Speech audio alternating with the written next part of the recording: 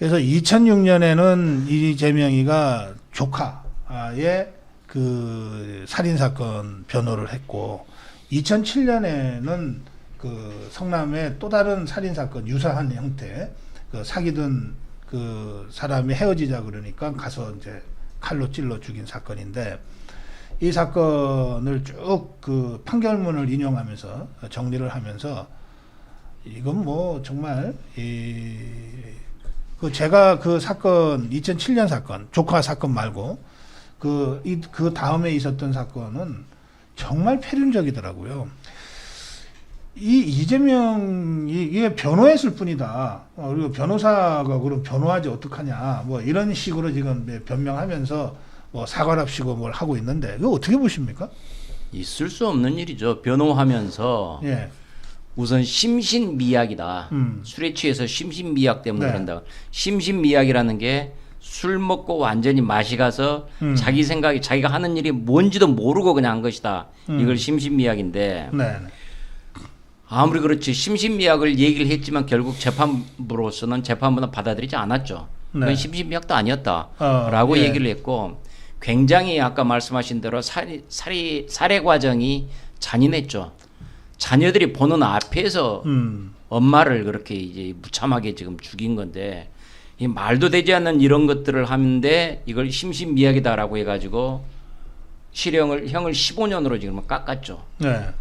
살인 흉악범에 대한 형을 이걸 15년으로 깎았는데 이래놓고도 이것은 나는 변호사로서 의당해야 될 일을 했을 따름이다라고 얘기를 하는데 말도 되지 않는 소리죠.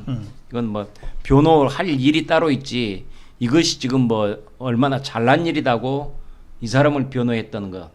그리고 결국 이게 지금 1년 전에 2007년에 지금 성남 수정구 살해 사건이 있었는데 네. 2006년에 자기 조카 살인 사건을 또 변호했었잖아요. 그래요. 그 예. 조카 살인 사건 때도 심신미약이라고 지금 핑계를 댄 거예요.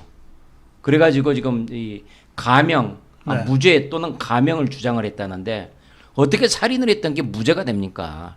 말이 안 되는 일이죠. 이런 말도 되지 않는 일을 하면서 이걸 가지고 나는 뭐 이러기저러기 했다. 참 말이 되지 않는 거죠. 그러면서 이 사람이 나중에 2018년인가에 보면은 정신질환 때문에 가명한다는 것은 안 된다라고 해서 나는 분노한다라는 이런 표현을 또 한 적이 있거든요. 네. 그러니까 자기가 얘기할 때는 심신미약으로 해가지고 깎아달라고 얘기를 해주고 다른 사람이 심신미약으로 형이 가명이 된 것에 대해서는 절대 안 된다라고 이렇게 얘기를 하고 한 입으로 두 말을 하는 그래요. 그의 그야말로 자기 입맛에 따라서 자기 이익에 따라서 이랬다 저랬다 하는 아주 믿을 수 없다는 것을 그대로 잘 드러내고 있습니다. 네. 조폭과 관련된 얘기가 벌써 4건이나 지금 나온 거예요. 예전에 박철민이라고 국정감사 네, 때 그래요. 나와가지고 얘기를 했었죠. 성남 마피아파 뭐 얘기 나온 건데 그 다음에 자기 수행비서도 옛날에 폭력으로 연관돼가지고 조폭으로 연관된 사람을 자기 지금 비서로 지금 쓰고 있죠. 그리고 강동구 자기 조카가 살인 사건이었는데 이걸 데이트 폭력 범죄다. 살인 사건을 데이트 폭력이다라고 거짓말을 했었죠. 그러다가 이제 드러나니까 아이고 죄송합니다. 이제 뒤늦게 사과를 한 거고.